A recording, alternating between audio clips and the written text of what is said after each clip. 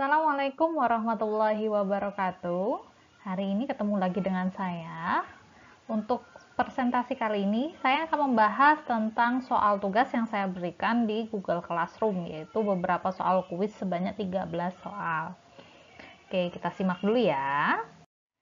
Oke, kita simak soal yang pertama. Soal yang pertama ini adalah sudut 30 derajat pada batang 1 diperoleh dari perbandingan. Jawaban yang betul di sini adalah sinus 100/200. Sin adalah perbandingan dari sisi depan dibagi dengan sisi miring, ya. Demi, sin itu adalah demi, depan miring. Nah, kenapa? Nah, sekarang kita lihat dulu alfanya batang 1 itu yang mana? Nah, alfanya ini kalau di sini diketahui 30 derajat ya, diperoleh dari tentukan dulu nodal I-nya mana, nodal J-nya mana. Nodal I-nya ada 1, nodal J-nya adalah 2, sehingga X itu dari nodal 1 ke nodal 2 ya. Sini arahnya X. Kemudian alfa itu adalah dari sumbu global ke sumbu lokal. Berarti ini ya alfanya. Nih sudut ini. Nah, kemudian dari sudut ini ya, alfa sebesar ini. Nah, bagian depannya yang mana? Bagian depannya adalah ketinggian ini. Nih, tingginya berapa? Tingginya adalah setara dengan 100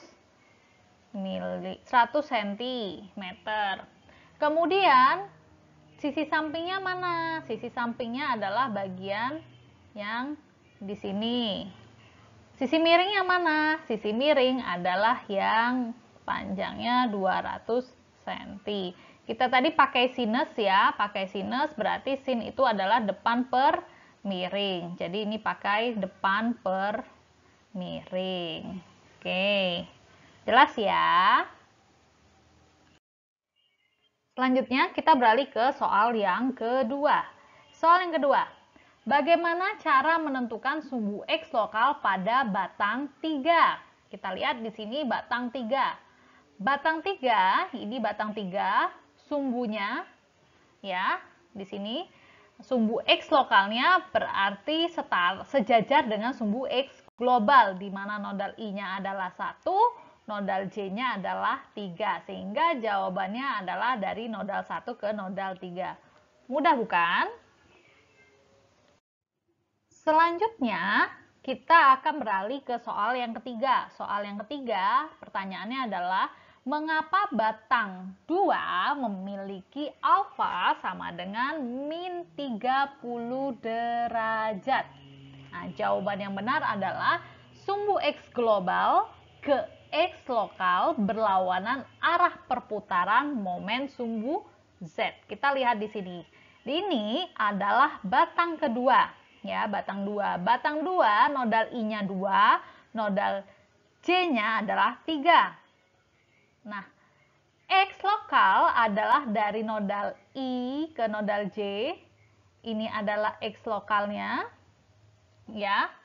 Nah, sedangkan kita di sini memiliki sumbu X global ya, yang tadinya posisinya di sini ini X global, ini kita pindahkan ke atas ya. Nah, sejajar ya. Ini menjadi X global, maka alfanya itu akan berada di sisi yang ini. Nah, ini alfanya. Nah, alfa berapa besarannya? Ya, sudut yang berseberangan jika ini 30, maka yang hijau satunya juga 30. Tapi plus apa min? Nah, X tadi kan alfa adalah dari X global ke X lokal ya, dari X global ke X lokal. Itu jika dia searah dengan perputaran momen sumbu Z, dia akan positif. Jika dia berlawanan arah dengan momen sumbu Z, dia akan bernilai negatif. Nah, perhatikan di sini sumbu Z-nya itu mana? Ini X ya, sorry. Ini X, ini Y, ini Z. Z itu ke arah kita ya, ke arah kita Z. Momennya mana yang positif? Itu jika mutarnya ke sini ya. Mutarnya adalah dari global ke lokalnya adalah searah ini. Nah, sedangkan untuk yang soal tadi bukan searah ini perputarannya, tapi berlawanan ya. Dia muternya ke arah yang sebaliknya Z. Nah, muternya ke arah sana, ya, mutarnya ke arah yang sebaliknya. Sehingga nilainya adalah minus. Oke, selanjutnya kita akan beralih ke soal nomor 4. Soal nomor 4 di sini menyatakan bahwa pada soal di video jumlah nodalnya sama dengan 3 dan jumlah perpindahan sumbu sama dengan 2. Maka matriks kekakuan lokal akan menjadi berapa kali berapa. Nah, untuk matriks kekakuan lokal sendiri karena dia itu memiliki dua perpindahan, ya, dengan dua nodal, dua perpindahan dengan dua nodal, perpindahan tadi ada U, ada V, kemudian dia punya dua nodal, berarti matriks kekakuan lokalnya ya menjadi 4 kali 4 di sini ya. Nih, menjadi 4 kali 4. Punya U1 V1, U2 V2 untuk batang 1, kemudian untuk batang 2, U2 V2, U3 V3 untuk batang 2, untuk batang 3 U1 V1, U2 U3 V3 ya. Itu untuk kekakuan lokalnya. Jadi kekakuan lokal itu caranya adalah berapa sih jumlah sumbunya, berapa sih jumlah nodalnya? Nodalnya ada 2, I dan J ya. Kemudian perpindahannya ada berapa? Ada 2 juga. Jadi 2 kali 2 sama dengan 4, sehingga matriks kekakuan lokalnya akan setara dengan 4 kali 4. Oke, selanjutnya adalah soal ke-5. Ya. Pada soal di video, jumlah nodal sama dengan 3 dan jumlah perpindahan sumbu sama dengan 2, maka matriks kekakuan struktur akan menjadi, kekakuan struktur loh ya, kekakuan struktur akan menjadi jawabannya adalah 6 kali 6 ya. Jadi cara menentukannya gimana? Kekakuan struktur berarti secara keseluruhan nodalnya kan ada 3 ya, nodalnya 3, perpindahannya 2, 3 kali 2 sama dengan 6, berarti matriksnya 6 kali 6, karena dia akan disusun menjadi U1 V1, U2 V2, U3 dan V3 ya. Nah ini kita akan susun dia menjadi seperti ini ya urutannya, atau ini sudah dibentuk dalam matriks K11 K21 ya.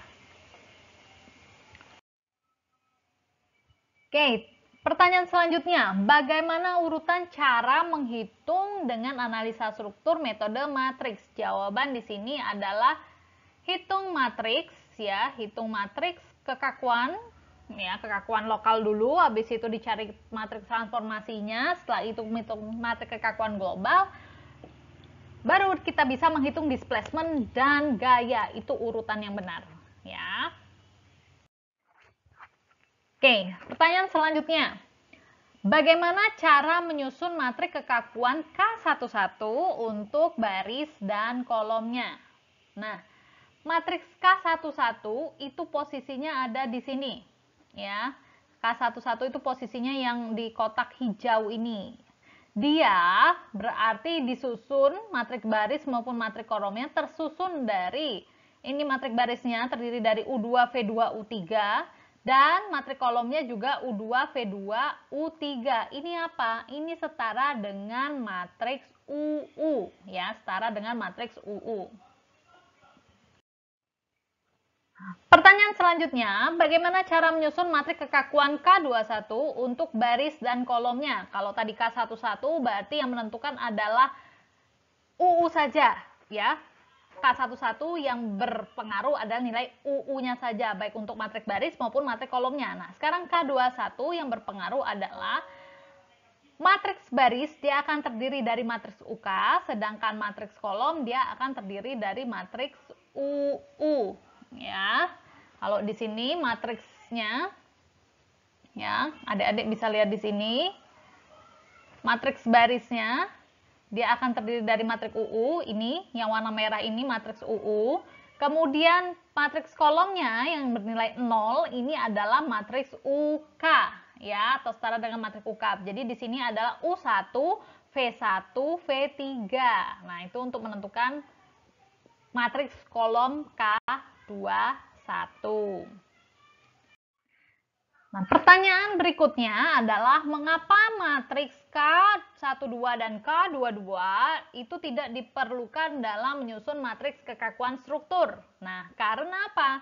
Karena ya, nih K12 dan K22 ini tidak diisi, saya kasih strip semua di sini karena matriks ini akan dikalikan dengan matriks UK yang semuanya bernilai sama dengan 0 ya. Jadi jawabannya adalah karena UK bernilai sama dengan 0.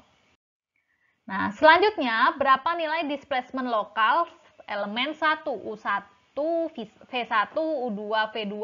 Nah, ini kalau dihitung, ini setara dengan matriks transformasi dikalikan dengan matriks displacement globalnya. Ini yang akan diperoleh, tinggal copy paste saja. Ya, begitu juga untuk pertanyaan yang displacement lokal elemen kedua, ini jawabannya. Dan berapa nilai displacement lokal elemen ketiga, ini jawabannya.